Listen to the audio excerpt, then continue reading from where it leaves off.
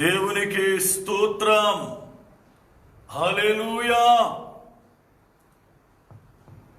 కృపా సత్య సంపూర్ణుడైన యేసుక్రీస్తు శ్రేష్టమైన నామమునకు మహిమ కలుగునుగాక. దేవునికి స్తోత్రం. హల్లెలూయా. ప్రభువునందు ప్రియులారా, ఈ రాత్రి కాలం వేళ లైవ్ ద్వారా దేవుని వాక్యమును వింటున్న ప్రతి బిడ్డకు దైవజనునిగా living prayer fellowship ministries Kuwait పక్షముగా నా హృదయపూర్వకమైన వందన. దేవుని మహాకృపను బట్టి ప్రభువు మనలను ప్రేమించి ప్రతిదినం ఈ రీతిగా ఆయన సన్నిధిలో వాక్యాన్ని ధ్యానించే గొప్ప భాగ్యాన్ని మనకు అనుగ్రహించారు. అందును బట్టి దేవునికి మనం ఎంతో రుణస్థులమై ఉన్నాం. ఎందుకంటే ఈ 2020వ సంవత్సరములో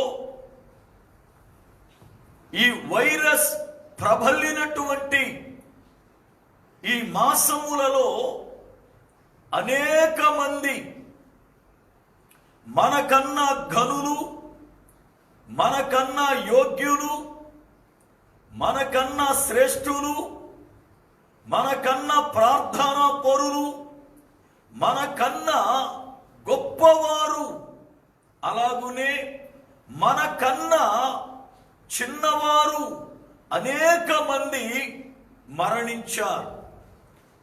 కానీ ఏ యోగ్యత లేకపోయినా ప్రభువు మనలను ప్రేమించి మరణ పరిస్థితులలో నుండి సంరక్షిస్తూ ప్రభువు మనలను కాపాడుచూ ఉన్నాడు. ఆయనకు మనం ఎంతైనా రుణస్థులం. ఎందుకంటే ఈ దినములు మరణ దూత బహుగా సంచరిస్తున్న దినములు. ఆమోసు భక్తుడు అంటాడు, ఇది చెడు కాలము గనుక బుద్ధిమంతుడు ఊరకుండవలెను అన్నాడు. బుద్ధిమంతుడు ఎవరైతే ఉన్నారో అలాంటి వారు ఈ దినములలో మౌనముగా ఉండాలట. కారణం, ఇవి చెడ్డ దినాలు. ఈ దినముల యొక్క పరిస్థితులు ఘోరమైనవి. ఒకరికి ఒకరు సహాయము చేసుకునే పరిస్థితులు లేవు. ఒకరిని గూర్చి ఒకరు ఆదరించుకునే పరిస్థితులు లేవు. ప్రపంచమంతయు కూడా ఈ రోజున ఈ సంక్షోభాన్ని అనుభవిస్తూ ఉంది. ఒక ప్రక్కన ఆర్థికపరమైన ఇబ్బందులు, ఒక ప్రక్కన ఆరోగ్యపరమైన ఇబ్బందులు, మరొక ప్రక్కన కుటుంబ సంబంధమైన ఇబ్బందులు, ఎన్నెన్నో ఈనాడు దేవుని ప్రజలు ఎదుర్కొంటూ ఉన్నారు. అనేక మందికి ఉద్యోగాలు లేవు. ఉన్న ఉద్యోగాలలోనే ఈ ఆర్థిక సంక్షోభాన్ని ఎదుర్కోవడానికి ఉన్నటువంటి ఉద్యోగస్తులను తగ్గిస్తూ ఉన్నారు. పరిస్థితులన్నీ కూడా తారుమారైపోయాయి. ఈ దినములలో మనకు ఆశ్రయుడును మన దుర్గమునైన ప్రభువు తప్ప మనకు ఆధారము మరొక్కటి లే. ఎందుకంటే ఆయనే మనలను ఓదార్చగలిగిన వాడు, ఆయనే మనలను బలపరచేవాడు. దేవునికి స్తోత్రం. హల్లెలూయా. ప్రియులారా, రేపటి రాత్రి లైవ్ కార్యక్రమము ఉండదు. కారణం ఏమిటి అంటే రేపు శుక్రవారపు ఉదయకాలపు ఆరాధన ఉంటూ ఉంది. ఉదయం 10 గంటల నుండి 12:30 గంటల వరకు ఆరాధన జరుగుతుంది. సాయంత్రం వేళ 5 గంటల నుండి 7:30 లేక 7:45 వరకు DTH బైబిల్ యొక్క తరగతులు జరుగుతున్నాయి. అందును బట్టి మరలా తిరిగి దేవుని యొక్క సన్నిధానములో ఇలా లైవ్ వాక్యాన్ని శనివారపు రాత్రి వేళ మనం వినడానికై పరిశుద్ధాత్మ దేవుడు మనకు సహాయము చేయునుగాక. ప్రియులారా, మీలో అనేకులు చక్కగా దేవుని వాక్యాన్ని వింటున్నారు. అంతేకాదు, మీరు చక్కగా కామెంట్స్ కూడా పెడుతున్నారు. నా చిన్న మనమేమిటి అంటే, చాలా మంది నేను ఎరుగని వారు కూడా కామెంట్స్ పెడుతున్నారు. అయితే దానిలో మీ ఫోన్ నెంబర్ కూడా పెడితే నేను సమయాన్ని బట్టి మీతో పరిచయం చేసుకుంటాను. నేను మీకు తెలిసి ఉండవచ్చు, కానీ ఒకవేళ మీరు నాకు తెలియకపోవచ్చు. అందును బట్టి దేవుని సేవకునిగా నా మనవి. అలాగునే దేవుని పిల్లలుగా మీరు వాక్యాన్ని వినటమే కాదు, కుటుంబాలతో కూడా కూర్చుని ఈ రాత్రి లైవ్ చూస్తున్న వారు మీలో చాలా మంది ఉన్నారు. దేవుని సేవకులు కూడా లైవ్ను వీక్షిస్తున్నారు వారికున్న సమయాన్ని బట్టి. మంచిది. దేవుని వాక్యము ఎడల మీకున్న ఆసక్తి, దేవుని వాక్యాన్ని బట్టి మీకున్నటువంటి తృష్ణ ప్రభువు తీరుస్తూ ఆధ్యాత్మిక లోతులలోనికి నడిపిస్తూ ఉన్నాడు. ప్రియులారా, దేవుని లేఖనాన్ని మనము ధ్యానించడానికి సిద్ధపడదాం. బైబిల్ గ్రంథాన్ని, నోట్సును, పెన్నును మీరు సిద్ధం చేసుకోనండి. గత దినములలో దేవుని ప్రజలు ఎవరు అన్నటువంటి మాటలో 7 విషయాలను మనము నేర్చుకోవాలి అని తలంచాం. దానిలో 5వ మాటను గూర్చి ధ్యానిస్తున్నాం. ఎవరు దేవుని ప్రజలు అనగా, నడుమునకు కత్తిని కట్టుకొనువారు దేవుని ప్రజలు అని 5వ మాట ధ్యానిస్తున్నాం. మొదటిది, దేవుని పిలుపును వినేవారు. రెండవది, దేవుని యొద్దకు వచ్చేవారు. మూడవది, పిలుపుకు విధేయులయ్యేవారు. నాలుగవది, అల్లరి ప్రజలలో నుండి వేరైపోయేవారు. ఐదవది, నడుమునకు కత్తి కట్టుకొనువారు. అయితే ఈ 5వ మాటలో మరలా 2 భాగాలను ధ్యానిస్తున్నాం. ఒకటి నడుము, రెండవది కత్తి. ఒకటి నడుము, రెండవది కత్తి. అయితే నడుము అనగా మనస్సు అని, ఆ మనస్సును గూర్చి 7 విధములైన మనస్సులను ధ్యానించాలి అని గత రాత్రికి 6 మనస్సులను గూర్చి నేర్చుకున్నాం. మొదటిది, అడియాశలు కలిగి తిరుగులాడు మనస్సు అని. రెండవది, అంధకారమైన మనస్సు అని. మూడవది, చెరపబడిన మనస్సు అని. నాలుగవది, సంచలత్వము కలిగిన మనస్సు అని. ఐదవది, శుద్ధ మనస్సు అని. ఆరవది, నీతిగల మనస్సు అని నేర్చుకున్నాం. ఇక ఈ దినము 7వ మాటను నేర్చుకొని, కత్తిని నడుమునకు కట్టుకోవాలి అంటే కత్తి ఏమిటో, దాన్ని నడుమునకు ఏ త్రాడు పెట్టి కట్టుకోవాలో, ఎలా కట్టుకోవాలో మనము ప్రియులారా ధ్యానిద్దాం. రేపటి పగటి కాలపు ఆరాధనలో ఈ వాక్యము కొనసాగించబడదు. గత 2 శుక్రవారాలుగా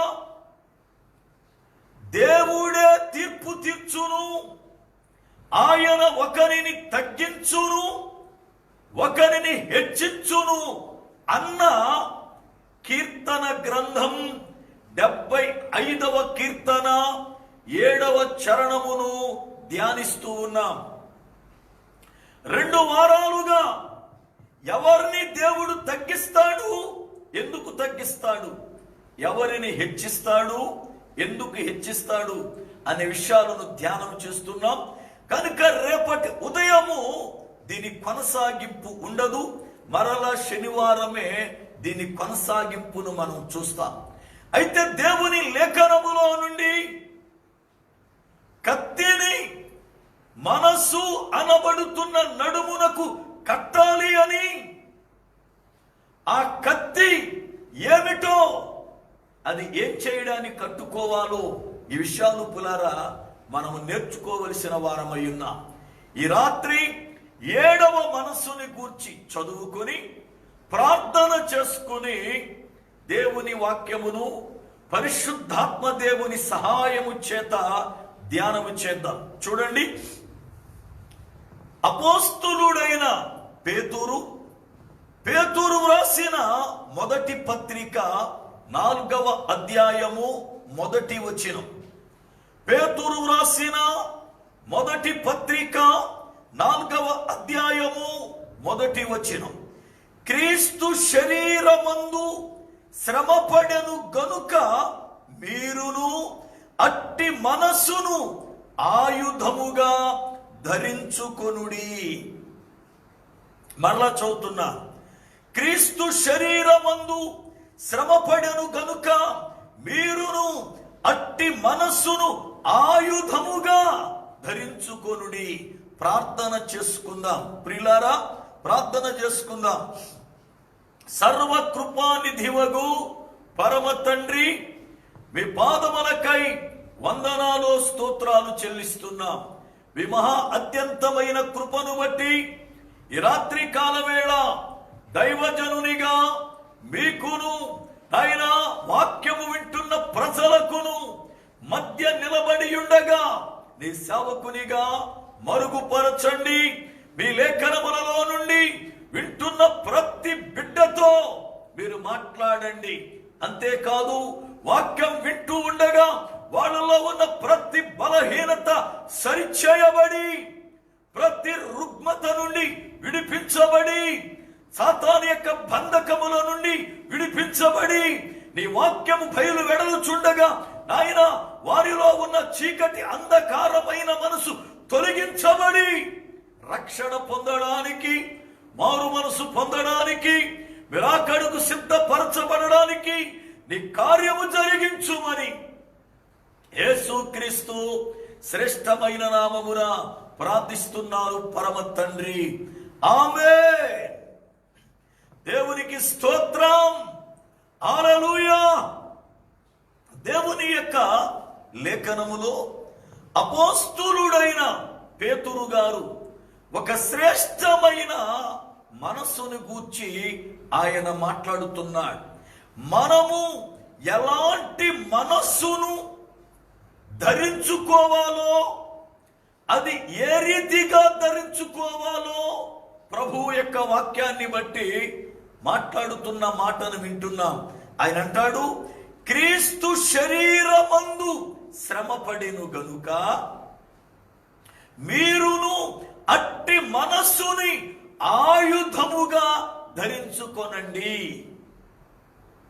అంటే అర్థమేమిటి అనగా, క్రీస్తునకు కలిగిన ఆ మనస్సును మీరును ఆయుధముగా ధరించాలి.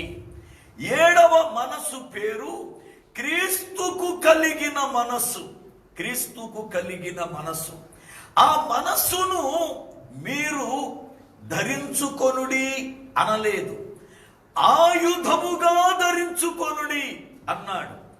ధరించుకోవడం వేరు, ఆయుధముగా ధరించుకోవడం వేరు. ధరించుకోవడం అనగా ఉదాహరణకు వస్త్రాన్ని ధరించుకుంటాం అనగా వేసుకుంటాం.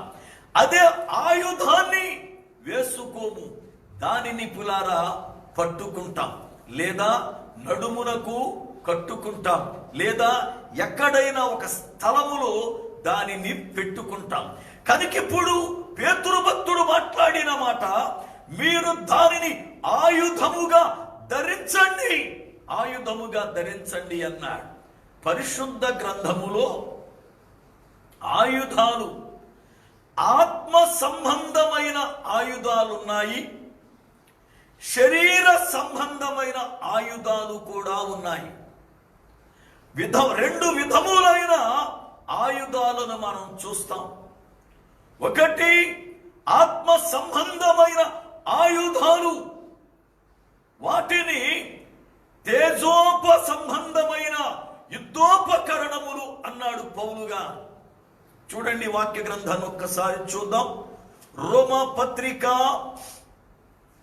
పరిశుద్ధ గ్రంథములో నుండి రోమా పత్రిక 13వ అధ్యాయము, రోమా పత్రిక 13వ అధ్యాయము 12వ వచనం.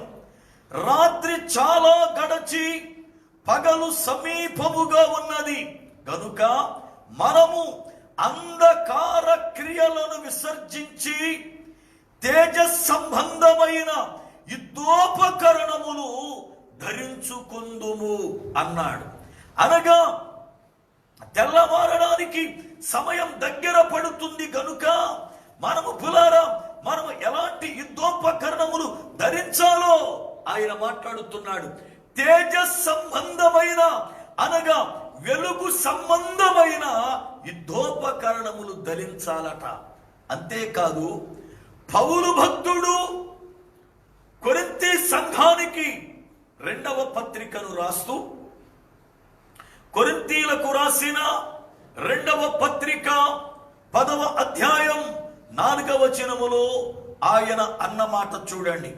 మా యుద్ధోపకరణములు శరీర సంబంధమైనవి కావు గాని దేవుని ఎదుట దుర్గములను పడద్రోయ జాలినంత బలము కలవై ఉన్నవి. అనగా ఈ యుద్ధోపకరణములు శరీర సంబంధమైనవి కావు అంటే అర్థం, శరీర సంబంధమైన యుద్ధోపకరణములు ఉన్నాయి, ఆత్మ సంబంధమైన యుద్ధోపకరణములు ఉన్నాయి, తేజో సంబంధమైన యుద్ధోపకరణములు ఉన్నాయి. అంతేకాదు ఎఫెసీ పత్రికను మనం చదువుతున్నప్పుడు ఎఫెసీయులకు రాసినటువంటి పత్రిక 6వ అధ్యాయం, దయతో చూడండి, 6వ అధ్యాయము 13వ వచనము నుండి చదువుతున్నాను. అందుచేతను మీరు ఆపద్దినమందు వారిని ఎదిరించుటకును సమస్తము నెరవేర్చిన వారై నిలువబడుటకును శక్తిమంతులగునట్లు దేవుడిచ్చు సర్వాంగ కవచమును ధరించుకొనుడి. యాలయనగా మీ నడుమునకు సత్యమును దట్టి కట్టుకొని నీతి అను మైమరువు తొడుగుకొని పాదములకు సమాధాన సువార్త వలనైన సిద్ధ మనసు జోడును తొడుగుకొని నిలవబడుడి. ఎలాంటి యుద్ధోపకరణాలు ధరించుకోవాలో, అంధకార శక్తులతో పోరాడాలంటే, వారిని గెలవాలి అంటే మనకెలాంటి యుద్ధోపకరణములు కావాలో, ఎలాంటి ఆయుధములు కావాలో పౌలు భక్తుడు మాట్లాడుతున్నాడు. ఆయన అంటాడు, మా యొక్క యుద్ధోపకరణములు, మా ఆయుధాలు శరీర సంబంధమైనవి కావు గాని దేవుని ఎదుట దుర్గములను పడద్రోయ జాలినంత బలము గలవై ఉన్నవి అన్నాడు. అయితే పేతురు అంటాడు, క్రీస్తు శ్రమ పడెను గనుక మీరును అలాంటి మనస్సుని ఆయుధముగా ధరించండి అన్నాడు. అనగా మనకున్న యుద్ధోపకరణములలో, మనకున్న ఆత్మ సంబంధమైన ఆయుధములలో క్రీస్తు మనస్సు అనే ఆయుధం మనము కలిగి ఉండాలి. క్రీస్తు మనస్సు అనే ఆయుధాన్ని మనము చేపట్టి ఉండాలి. క్రీస్తు అనే ఆయుధం మన దగ్గర ఉండాలి. ఏది క్రీస్తు మనస్సు అనే ఆయుధము అంటే ఆయన శరీరమందు శ్రమ పడిన మనసట. శరీరమందు శ్రమను అనుభవించడానికి ఆయన ఇష్టపడ్డాడు. ఎలాంటి మనసు కలిగిన వాడు ప్రభు అంటే, నేను దేవుణ్ణి కదా, నాకేంటి అనుకోలేదు. నేను పంపమని ప్రార్థన చేస్తే వ్యూహాల సైన్యాన్ని నా తండ్రి పంపిస్తాడు అనుకోలేదు. నేను ఏదైనా చేయగలను అనుకోలేదు. గాని తన శరీరమును శ్రమపరచే మనసును కలిగి ఉన్నాడు. నా శరీరం నలగగొట్టబడాలి, నా శరీరం శ్రమపరచబడాలి, నా శరీరమందు నేను శ్రమను అనుభవించే మనసు కావాలి అని పులారా ఆ మనసును కలిగి ఉన్నాడు. శరీరమందు శ్రమను అనుభవించాలి అంటే ఆయనకు తగ్గింపు అనే మనసు ఉండాలి. మీరు గాని నేను గాని మన శరీరమందు శ్రమను అనుభవించాలి అంటే, మన శరీరం శ్రమలకు అప్పగించబడాలి అంటే విధేయత అనేది, లోబడడం అనేది నేర్చుకోవాలి. ఎందుకంటే శ్రమలు మనకు ఒక పాఠశాల లాంటివి. ఒకసారి బైబిల్ మిషన్ వ్యవస్థాపకులు, అంటే బైబిల్ మిషన్లు 2 ఉన్నాయి. కారణం ఏమిటి అంటే, రాజమండ్రి దగ్గర జేగూరుపాడు దేవదాసయ్య గారి యొక్క జన్మస్థలం. ఆయన ఒక లూథరన్ స్కూల్లో మాస్టర్ గారు. ఆ పూర్వదినాలలో మాస్టరుగా చేసిన ఆయనే సంఘ సియారుగా చేసేవారు. అయితే ఈయనతో పాటు ఈయన స్నేహితుడు ఇంకొక ఆయన ఉన్నాడు. ఆయనది కాటకోటేశ్వరం అనే ఊరు, రాజమండ్రికి అవతల వైపు ఉంది. వీళ్ళిద్దరూ కలిసి లూథరన్ యొక్క నాయకులను, అయ్యా మేము మాస్టర్లం, మాకు బైబిల్ జ్ఞానం తెలుసు, మేము చదువుకున్నాం, కనుక సియారుగా అంటే బాగా లేదు, మమ్మల్ని పాస్టర్లుగా చేయమని అడిగారు. వాళ్ళు దానికి ఇష్టపడలేదు. మీరు ఉద్యోగం చేస్తున్నారు కనుక మీరు ఉద్యోగం చేస్తూ సంఘాలను చూడండి అని చెప్పి వాడు ఒప్పుకోకపోతే వీళ్ళిద్దరూ కలిసి లూథరన్లో నుండి బయటకు వచ్చేసారు. బయటకు వచ్చిన తరువాత వీళ్ళిద్దరూ కలిసి ది బైబిల్ మిషన్ అనేది స్థాపించారు. The Bible Mission. అయితే కొంతకాలం గడిచిన తరువాత మళ్ళీ వీరిద్దరికి పొసగలేదు. అప్పుడు కాటకోటేశ్వరం అనే గ్రామములో ఉన్న దైవజనుడు, నేను ది బైబిల్ మిషన్ అనే పేరు మీద పరిచర్య చేసుకుంటానని ఆయన డివైడ్ అయ్యాడు. అప్పుడు దేవదాస్ గారు, నాకు గాలిలో దేవుడు నీ సంఘానికి ఈ పేరు పెట్టు అని బయలుపరిచాడు, కనుక బైబిల్ మిషన్ అని పేరు పెట్టి జేగూరుపాడు నుండి గుంటూరు యొక్క జిల్లాలో ఉన్న పెదకాకాని అనే గ్రామానికి సేవకు వెళ్ళిపోయారు ఆయన. అయితే ఆయన మంచి దైవజనునిగా ఎన్నో కీర్తనలు రాశారు. ఆయన వ్రాసిన కీర్తనలు అమూల్యమైన కీర్తనలు. నన్ను దిద్దుము చిన్న ప్రాయము నుండి అనేటువంటి పాటలు ఎంతెంతో అమూల్యమైనటువంటి కీర్తనలు పులారా వారు రాశారు. అయితే ఆయన గూర్చి చక్కనటువంటి వినికిడి క్రైస్తవ లోకములో ఉంది. ఏమిటి ఆ వినికిడి అంటే, ఆయన సేవకొచ్చిన దగ్గర నుండి చనిపోయే వరకు చేతితో ₹1 కాగితాన్ని గాని ఒక బిళ్ళను గాని అలా ముట్టుకోలేదు అని, అలాగునే ఒక స్త్రీని కూడా అలా తాకలేదు అని మంచి సాక్ష్యం ఉంది.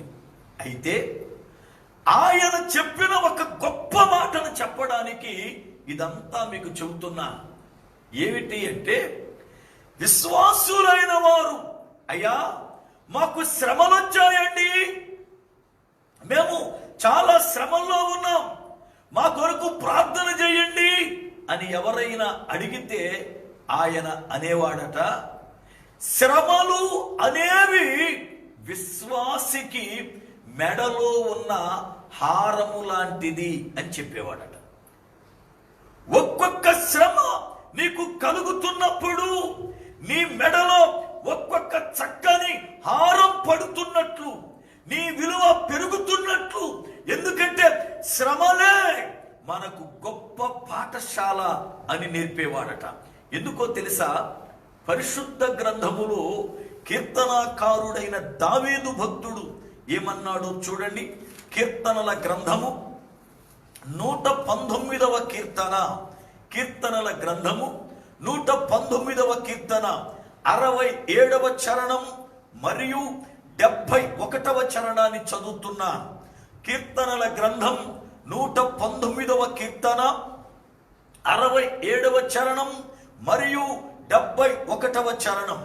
శ్రమ కలుగక మునుపు నేను త్రోవ విడిచి తిని, ఇప్పుడు నీ వాక్యమును అనుసరించి నడుచుకొనుచున్నాను.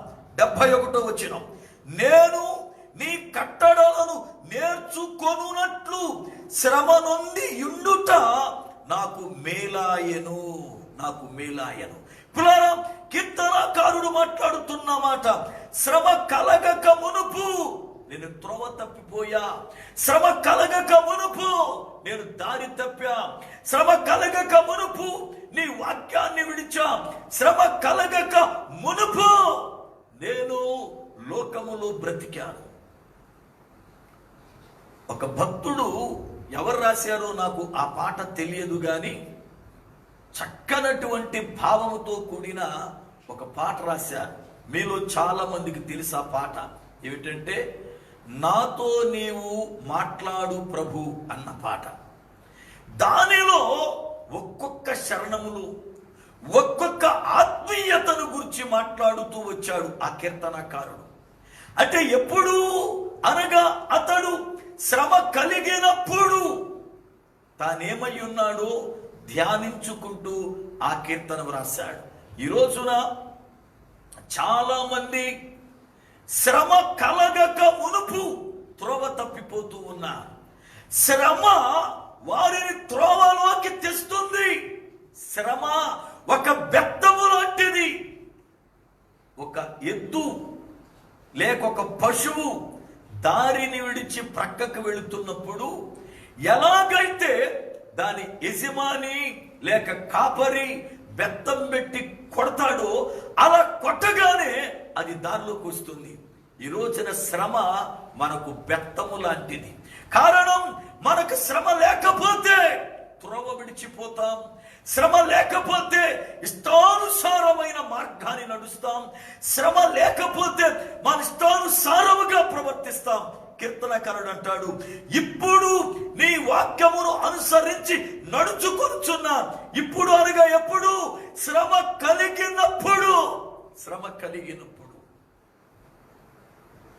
ఒకసారి ఒక గ్రామంలో కుటుంబం ఉంటే ఆ కుటుంబాన్ని దర్శించడానికి పిల్లరా సేవకునిగా వెళ్ళాను. వెళ్ళినప్పుడు ఆ కుటుంబంలో యజమానుడు ఉన్నాడు, బాగా చదువుకున్నాడు, ప్రార్థన అంటే ఇష్టం ఉండదు, ఏనాడు బైబిల్ చదవడు, ఏనాడు బైబిల్ చదవడు. భార్య మంచి ప్రార్థన పరురాలు, భార్య చక్కనటువంటి యోగ్యురాలు. ఆమె, అయ్యా మా ఇంటికి ఆయన్ని బట్టి ఎవరు రారండి, కానీ మీరంటే కొంచెం గౌరవం ఉంది, మీరు ఇటు వచ్చినప్పుడల్లా వచ్చి కాస్త వాక్యం చెబుతా ఉండండి, మా కొరకు ప్రార్థన చేయండి అంటే సరిలేమ్మ అన్నా. ఒక రోజున వెళ్ళాను. వెళ్ళినప్పుడు ఆయన కూర్చునే ఉన్నాడు. కూర్చునే ఉంటే నేను వెళ్ళగానే రండి పాస్టర్ గారు అన్నాడు, కూర్చున్నాడు. ఈ లోపల ఆమె కూడా అయ్యా వందనాలు అంటూ వచ్చి కాస్త మంచినీళ్ళు ఇచ్చింది, త్రాగి కూర్చుని 2 మాటలు వాక్యం చెబుతాను, తర్వాత ప్రార్థన చేస్తాను అనగానే ఆయన లేచి సరే మీరు చేసుకోండి అని గదిలోకి వెళ్ళిపోతున్నాడు. నేను బ్రదర్ మీరు కూడా కూర్చోండి, పర్వాలే, దేవుని వాక్యం మీరు వింటే తప్పేంగా, దేవుని వాక్యములో మంచి ఉంది, దేవుని వాక్యములో శ్రేష్టత ఉంది, దేవుని వాక్యములో జ్ఞానం ఉంది, కనుక మీరు కూడా వినాలి అంటే ఆయన అన్నాడు నాకు ఇప్పుడు కుదరదులేండి, తర్వాత చూద్దాములే అని వెళ్ళిపోయాడు. ఆమెకే దేవుని వాక్యం కొంత చెప్పి ప్రార్థన చేశాను. ఆ మంది అయ్యా ఏ నాడు బైబిల్ అనడండి, ఏనాడు ప్రార్థన, పైగా ఆయన క్రైస్తవుడు, ఏనాడు ప్రార్థన అనడు, ఏనాడు బైబిల్ అనడు, గుడి అంటే ఒప్పుకోడు, ఆ పాస్టర్లు ఏదో చేస్తున్నారులే మీకే పిచ్చి అంటాడు, ఏ నాడు కూడా దేవుని ఎదుటకు రాడు అంది. నేను సరే ప్రార్థన చేయండి, దేవునికి అసాధ్యమైనది ఏదీ లేదు, ఆయన రక్షింపబడడం దేవుని సంకల్పం అయితే ఖచ్చితముగా ప్రభు ఆ బిడ్డను పట్టుకుంటాడు, కనుక ప్రార్థన చేయండి అన్నాను. వచ్చేసాను. ఒక 3-4 నెలలు దగ్గర గడిచింది. ఈ లోపల ఆమె కౌరు చేసింది, అయ్యా మీరు అర్జెంటుగా ఒకసారి ఇదిగో మా యొక్క గ్రామం రండి, మా పట్టణం రండి అని. ఏమైందమ్మా అంటే మీరు రండి చెబుతాను అంటే సరే అని చెప్పి ఇంటికి వెళ్ళాను. ఇంటికాడ లేరు, వాళ్ళు హాస్పిటల్లో ఉన్నారని తెలిసింది. నేను కంగారు పడ్డాను, ఎవరికి ఏమయ్యిందో ఏమిటో అని. పిల్లారా, హాస్పిటల్కి వెళ్తే విచిత్రం ఏమిటి అంటే ఏ నాడు బైబిల్ అంటే ఒప్పుకోనోడు, వాక్యము చదవనివాడు, ప్రార్థన అంటే ఇష్టపడనివాడు బెడ్డ మీద కూర్చుని బైబిల్ ఎదురుగా పెట్టుకుని తెగ చదివేస్తున్నాడు పాప వాక్యాన్ని. నాకు చాలా చిరిమేసింది, ఈయనేనా అనుకున్నాను నేను. సరే అని చెప్పి చూశాను. వాళ్ళ భార్యని అడిగాను, ఏమైందమ్మా, ఏంటి పరిస్థితి, ఎంత బాగా బైబిల్ చదువుతున్నాడు అయ్యగారు, ఏంటి సంగతి అన్నాను నేను. ఆ మంది అయ్యగారు ఏమో తెలియదండి, ఆయన ఇంటికి వస్తూ ఉండగా సడన్ గా కాలు జారి పడిపోయాడట, అంతే. ఎప్పుడైతే పడ్డాడో ఆ దెబ్బకి ఏం జరిగిందో తెలియదు, కంటి 2 నరాలు మెదడులో లింక్ ఉంటుందట. ఈ 2 నరాల యొక్క ఆ వేరు భాగాలు ఉండవలసిన ఒక నరం మీద ఒక నరం అలా ఎక్కింది. ఇప్పుడు ఈ 2 కళ్ళు స్టక్ అయిపోయి ఇలా తిన్నగా చూడడం తప్ప పక్కగా చూడడం కానీ, పైకి చూడడం కానీ, కిందకి చూడడం కానీ, ఇలా తిన్నగా చూడడమే.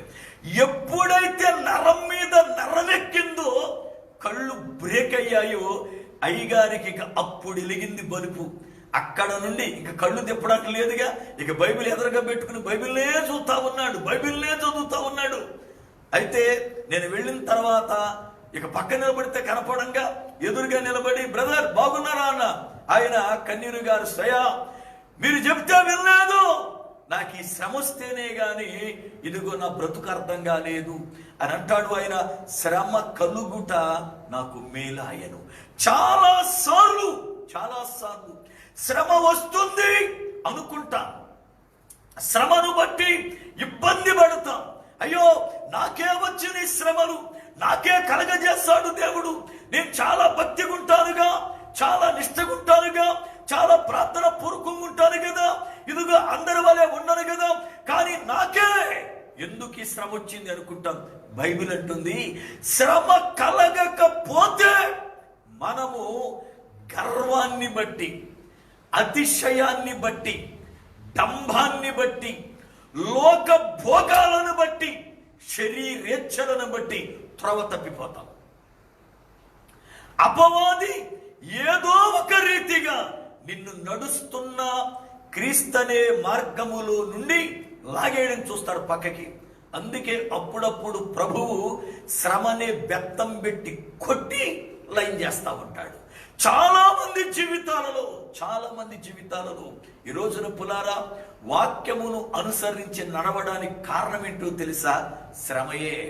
బైబిల్ అంటుంది, ఇదిగో క్రీస్తు తన శరీరమందు శ్రమ పడెను గనుక అలాంటి శ్రమ అనుభవించాలి అన్న మనస్సుని ఆయుధముగా ధరించండి.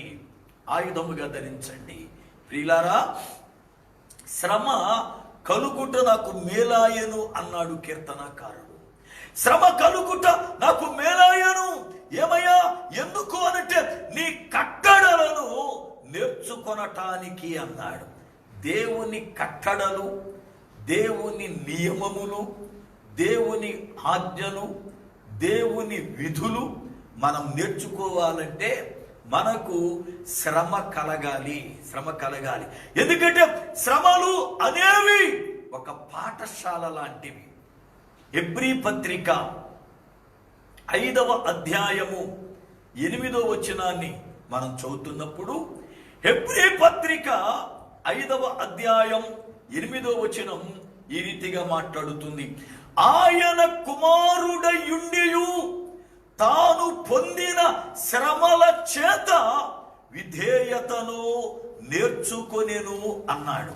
ఆయన కుమారుడు సర్వాధికారమును పొందినవాడు. ఆయన కుమారుడయుండి ఆయన పొందిన శ్రమల వలన, ఆయనకు కలిగిన శ్రమల వలన ఏమి నేర్చుకున్నాడు అంటే విధేయత అనే పాఠాన్ని నేర్చుకున్నాడట. ఈ రోజున చాలా మంది దేవుని పిల్లలకు ప్రార్థనకి వెళ్తారు, వాక్యం చదువుతారు, బైబిల్ గ్రంథాన్ని వింటారు, సేవకుడు చెబితే పేరాలు రాసేస్తారు, పాటలు పాడతారు, అన్నీ బాగుంటాయి, కానీ విధేయత ఉండదు. వాళ్ళ బ్రతుకులో లోబడడం, తగ్గించుకోవడం అనేది ఉండదు. ఫీల్ అయిపోతా ఉంటారు.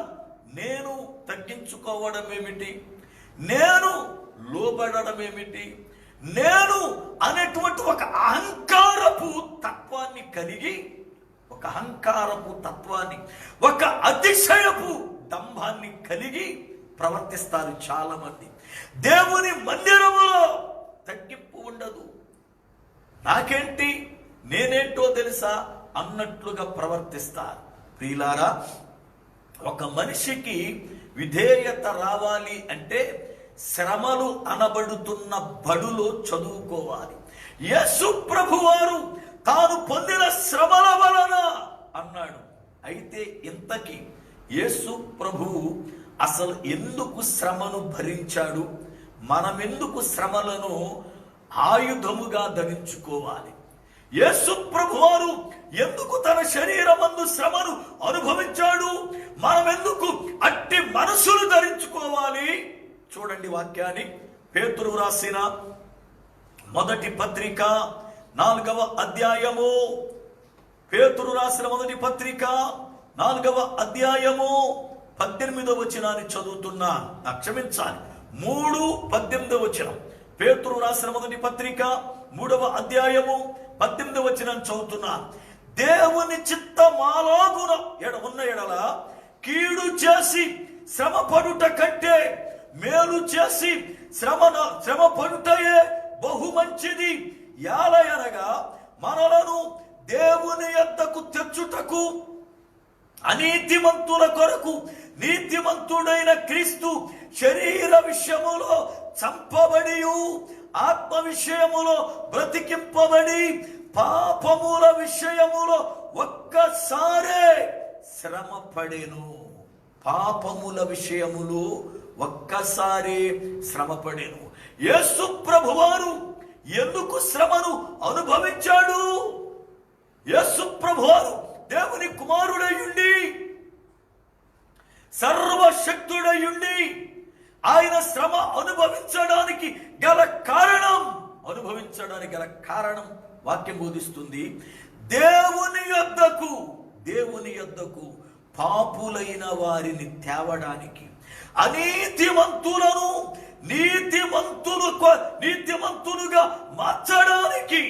నీతిమంతులుగా మార్చడానికి ఆయన తన శరీరాన్ని శ్రమలకు అప్పగించాడట. పాపముల విషయములో ఆయన శ్రమపరచబడ్డాడు అంటాడు. ప్రియులారా, దేవుని పిల్లలుగా మనము ఎలాంటి మనసును కలిగి ఉండాలి అంటే, ఒక పాపిని దేవుని యొద్దకు తేవడానికి శ్రమను అనుభవించే వారముగా ఉండాలి. ఒక పాపి నశించిపోతూ ఉన్నప్పుడు నశించిపోతున్నటువంటి ఆ పాపిని ప్రభు యొద్దకు తేవడానికి ప్రభువులోనికి నడిపించడానికి ఆ వ్యక్తి కొరకై మనము శ్రమను అనుభవించాలి. కానీ చాలా మంది వాడి కొరకు నేను ఎందుకు అనుభవించాలి, ఆ కుటుంబం కొరకు నాకేంటి బాధ అనుకుంటారు. కానీ పులారా, ఒక వ్యక్తి రక్షణ కొరకై క్రీస్తులో ఒక అవయముగా ఉన్న నీవు నీ శరీరమందు శ్రమపడాలి. ఆ బిడ్డ కొరకు ఒకరోజు అవసరమైతే ఉపవాసం ఉండాలి. ఆ బిడ్డ కొరకు 1 గంట మోకాళ్ళు నలగగొట్టుకోవాలి. ఆ బిడ్డను ప్రభు దగ్గరికి నడిపించడానికి ప్రయాస అనుకోకుండా ఆ బిడ్డను దర్శించాలి.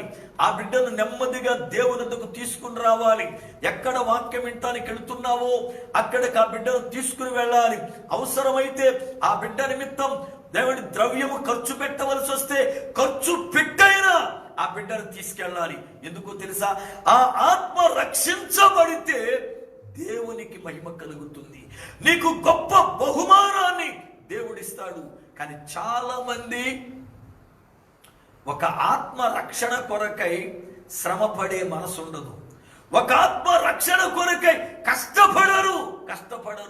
అయ్యా, ఇదిగో మీరు అలా వస్తున్నారు కదా, మీరు వస్తూ ఆ మనిషిని కాస్త మీ కారు ఉందిగా తీసుకురండి అంటే ఈయన చెబుతాడు కబుర్లు, అయ్యగారు నేను ఆ సమయానికి కొత్తానో రాలేను అంటాడు. లేకపోతే అయ్యగారు అబ్బాయి వాడితో నాకు కుదరదండి అంటాడు. లేకపోతే అయ్యగారు నేను ఇటు నుంచి వస్తానంటాడు. కారణం ఏంటంటే శ్రమను అనుభవించే మనసు లేకపోవడం కారణం. బైబిల్ అంటుంది క్రీస్తు శ్రమ పడెను, అట్టి మనసు మీరును కలిగి ఉండండి. అపోస్తలుడైన పౌలు గారు ఎంత శ్రమను అనుభవించాడో ఆత్మల కొరకై ఒక్కసారి చూద్దాం. వాక్య గ్రంథాన్ని చూడండి. కొరింథీయులకు రాసిన మొదటి పత్రిక 4వ అధ్యాయము 10వ వచనము నుండి చదువుతున్నాం. కొరింథీయులకు రాసిన మొదటి పత్రిక 4వ అధ్యాయము 10వ వచనం. మేము క్రీస్తు నిమిత్తం వెర్రివారము, మీరు క్రీస్తునందు బుద్ధిమంతులు. మేము బలహీనులము, మీరు బలవంతులు. మీరు ఘనులు, మేము ఘనహీనులము.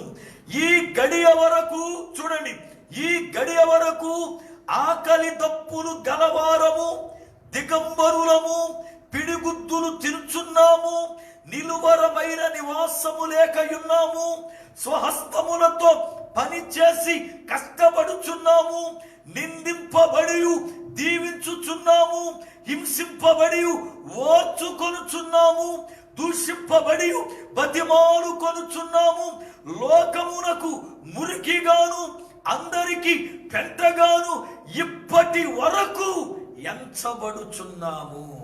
హల్లెలూయా.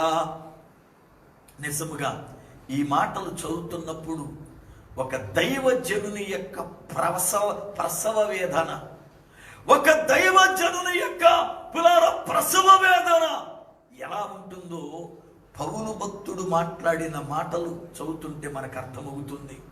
ఒక దైవజనుడు లోకానికి ఎలా కనపడుతున్నాడు, ఒక దైవజనుడు విశ్వాసులకు ఎలా కనపడుతున్నాడు, తన యొక్క ప్రజల కొరకై, నశించిపోతున్న ఆత్మల కొరకై, దేవుని కొరకై వాళ్ళను సంపాదించుకోవాలని ఎంతగా తనని తాను తగ్గించుకున్నాడు.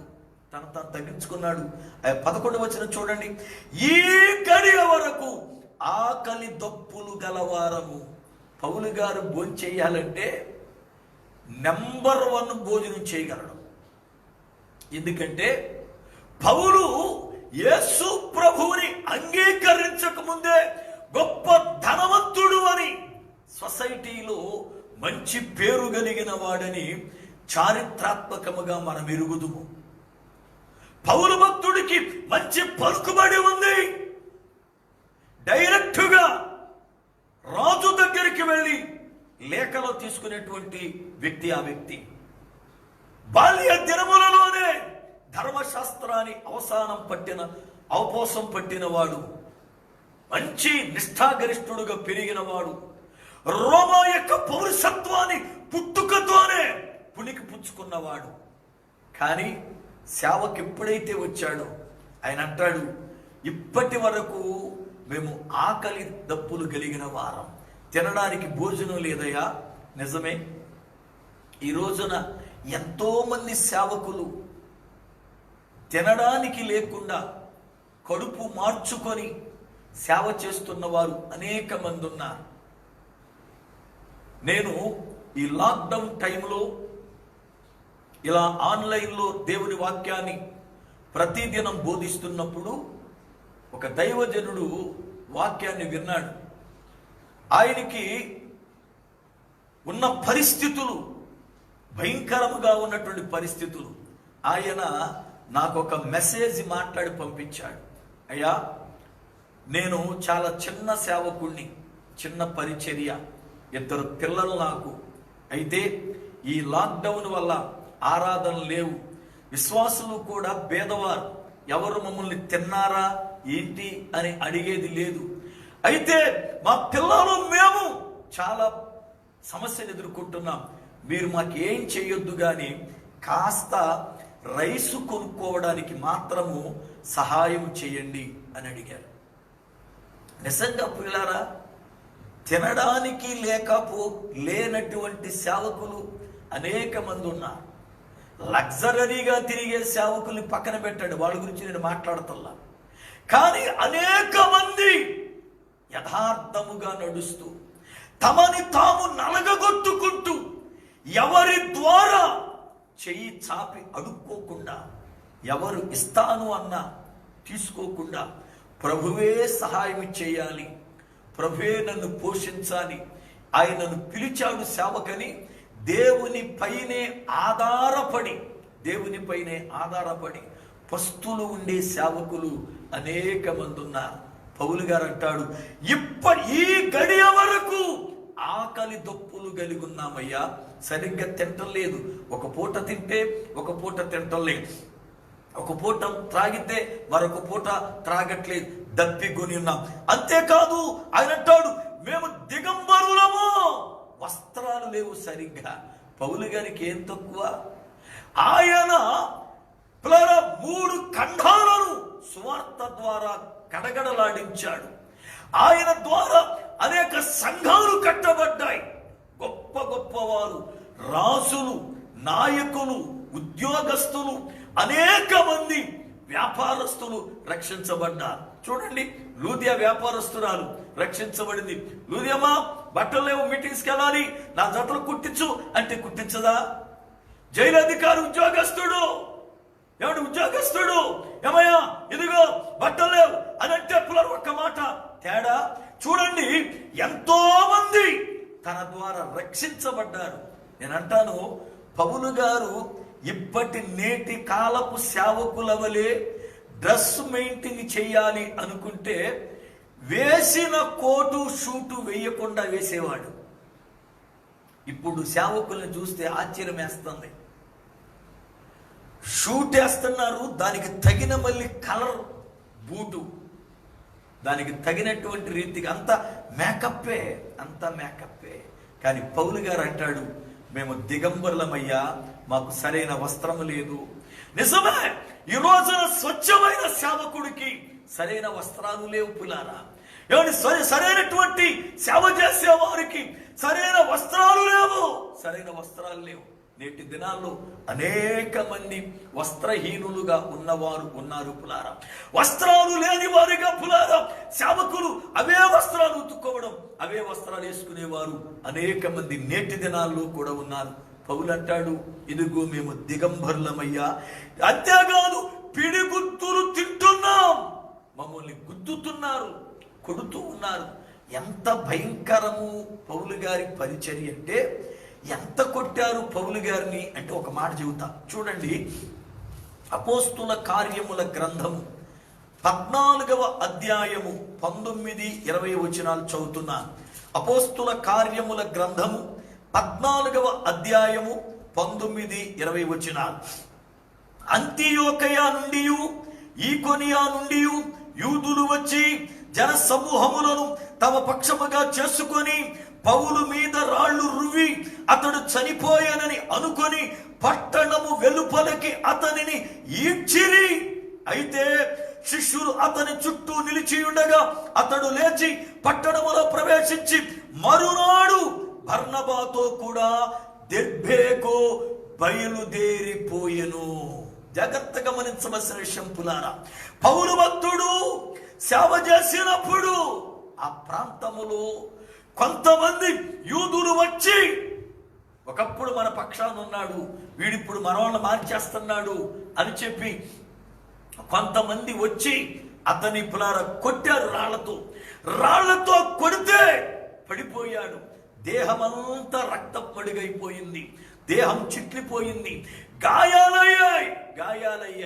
చచ్చిపోయాడు అని వదిలిపెట్టి పులారా అక్కడ వదిలిపెట్టకుండా చచ్చిపోయాడు అని కొట్టడం వదిలిపెట్టి అతన్ని కాలుకి తాడుగట్టి కుక్కను ఈడ్చుకెళ్ళినట్లుగా ఆ వ్యక్తిని పట్టణపు వెలుపలికి తీసుకెళ్లి అక్కడ పడేశారు. వీడు చచ్చిపోయాడు, ఇక గొడవ లేదనుకుని. అయితే శిష్యులు అనగా అప్పటికి క్రైస్తవులు అనబడలేదు కదా, శిష్యులు ఆ ప్రాంతంలో ఉన్నవారు పులారా గబగబా వచ్చి ఆయన దగ్గర పులారా వాక్యం విన్నటువంటి వారు గబగబ వచ్చి ఆయన కొరకు ప్రార్థన చేశారు. దేవుని మహాకృప, దేవుడు తిరిగి పులారా ఆరోగ్యం ఇచ్చాడు. అయితే ఆరోగ్యం ఇచ్చినప్పుడు ఒక వారం రోజులు 10 రోజులు రెస్ట్ తీసుకోవాలి కదా పులారా. ఒక రోజు దెబ్బ తగిలితే దాని నొప్పి అప్పుడే తెలదు కానీ మరుసటి రోజుకు బరువు చేస్తుంది. కానీ వాక్యం అంటుంది పౌలు భక్తుడిని రాళ్లతో కొట్టారు, ఈడ్చేశారు రోడ్డు మీద పడేసి. ఎంత కౌకు దెబ్బలు తగులుంటాయి, ఎంత ఒళ్ళు గాయపరచబడుతుంది, ఎంత రక్తము కారిపోయి ఉంటుంది. అయితే మరునాడే తెల్లారగానే లేచి బర్నబా నడు దెర్బేకు సేవకి వెళ్దాం, ఇలా కూర్చొని కుదురుదేంటని తెల్లారే లేచి నడిచాడు. అక్కడికి దెర్బే సుమారుగా 30 కిలోమీటర్లు ఉంటుంది. ఆలోచించండి, పౌలు భక్తుడు తన శరీరమందు ఎంత శ్రమను అనుభవించాడు. క్రీస్తుకు కలిగిన మనస్సుని పౌలు భక్తుడు పులారా ధరించుకున్నాడు, ఆయుధముగా ధరించుకున్నాడు. బైబిల్ అంటుంది కీడు చేసి ఇదిగో కీడు అనుభవించడం గొప్ప కాదు, మేలు చేసి కీడు అనుభవించండి, మేలు చేసి శ్రమ అనుభవించండి.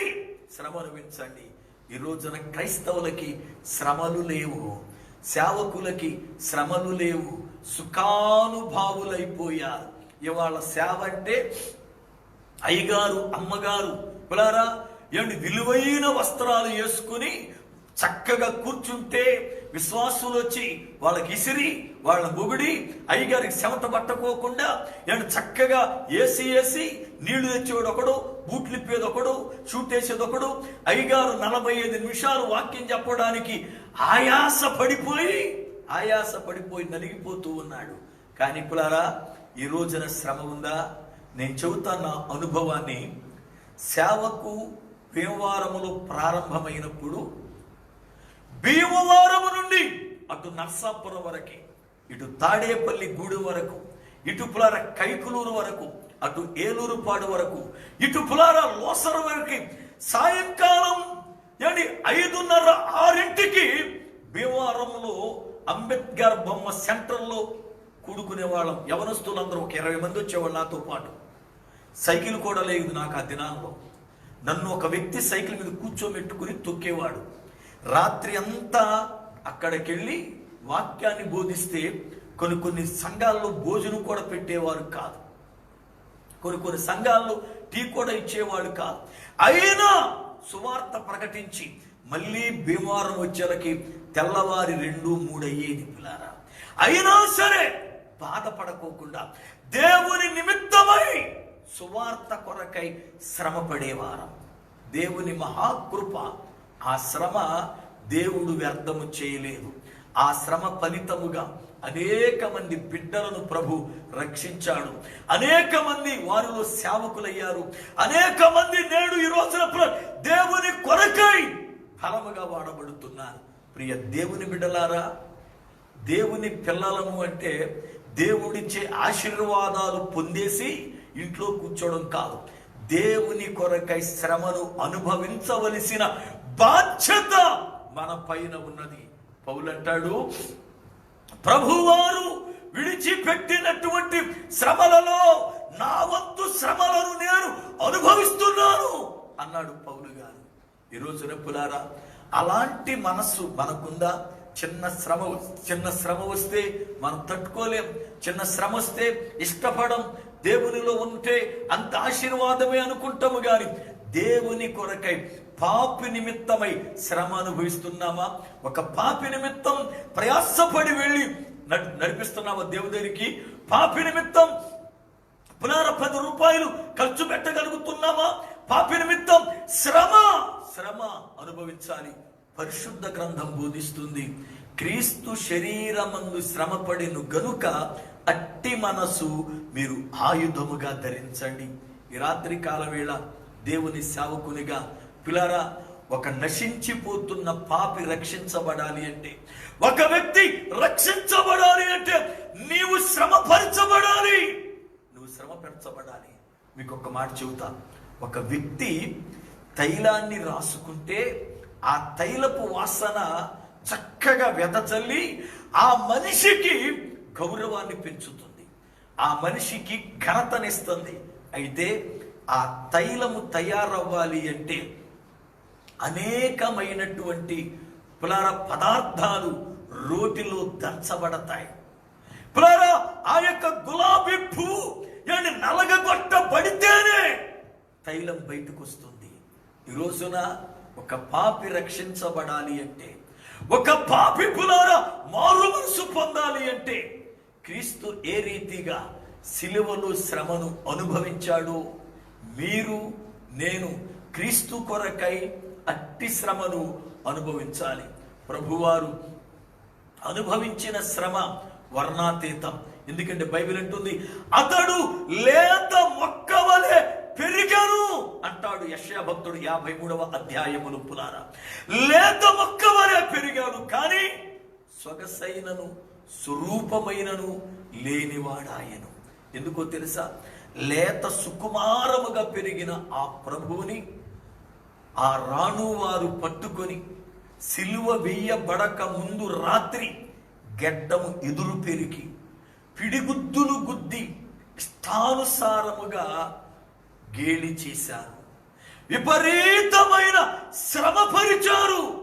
ఆ శ్రమను గొర్రె బొచ్చు కత్తిరించు వాని ఎదుట మౌనిగా ఉన్నట్లు వాళ్ళు పిడిగుద్దులు గుద్దుతున్నా, వాళ్ళు ముఖం మీద ఉమ్మూస్తున్నా, వాళ్ళు గడ్డాన్ని పెరుగుతున్నా, ముండ్ల కంపను తెచ్చి తల మీద పెట్టి దుడ్డు కర్ర పెట్టి చుట్టూ కొడుతూ ఉన్నా, ఆ ముళ్ళు కర్కశముగా శరములోనికి దిగిపోతూ రక్తం చెల్లుమని బయటికి తన్నుతున్నా, శ్రమను ఓర్చుకొని శ్రమను భరించాడు.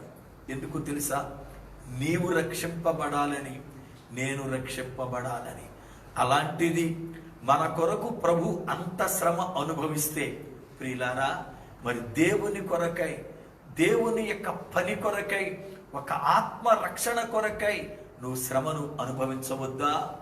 శ్రమను ఆయుధముగా చేసుకోవద్దా? ఆలోచించండి.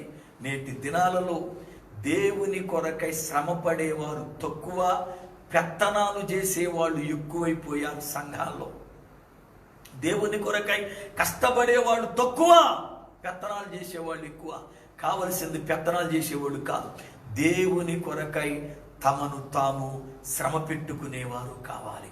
ఈ రాత్రి కాల వేళ వాక్యము విన్న మనం అనేక ఆత్మ రక్షణార్థమై పిల్లారా దేవుని కొరకై శ్రమ కలిగిన మనస్సుని ధరించుకుందాం. అలాంటి కృప పరిశుద్ధాత్మ దేవుడు మనకు అనుగ్రహించునుగాక. ఆమె ప్రార్థన. సర్వకృపానిధివగు పరమ తండ్రి, నీ పాదములకై వందనాలు స్తోత్రాలు చెల్లిస్తూ ఉన్నా.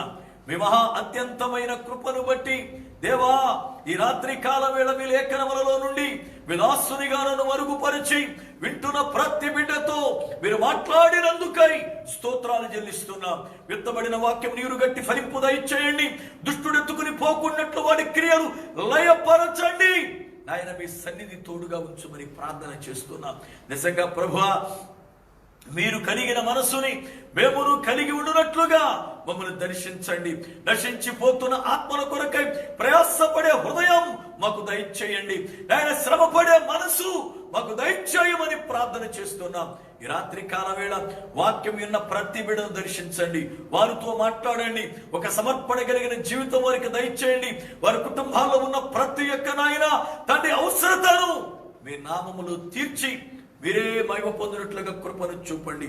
యేసు నామమున ప్రార్థిస్తున్నాను పరమ తండ్రి, ఆమేన్.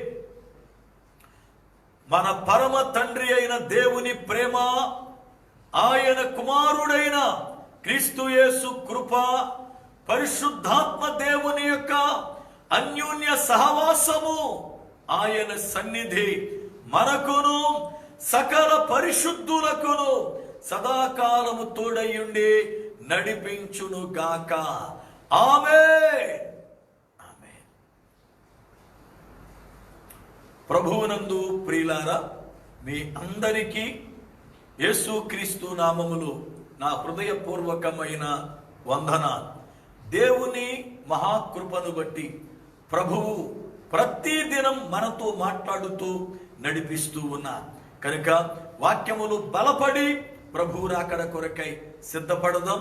అంతేకాదు, రేపటి ఉదయకాలం 10 గంటలకు ఆరాధన గనుక ఆరాధన కొరకై ప్రేమపూర్వకముగా మిమ్మల్ని ఆహ్వానిస్తున్నాం. ఆ మందిరములోనికి రాగలిగిన వారు తప్పనిసరిగా రండి. ఒకవేళ అవకాశము లేని వారు లైవ్లో చక్కగా ప్రారంభ ప్రార్థన నుండి పులారా వాక్యపు ముగింపు వరకు లైవ్లో చక్కగా పాటలు వినండి, దేవుణ్ణి ఘనపరచండి, ఆరాధనలో పాలు పొందండి. మీరు కూడా ఆరాధనలో పులారా పరవశులై దేవుణ్ణి ఆరాధించండి. వాక్యము విని మీరు దీవించబడండి. ప్రభువు మిమ్ములను దీవించునుగాక. ఆమేన్. ఆమేన్.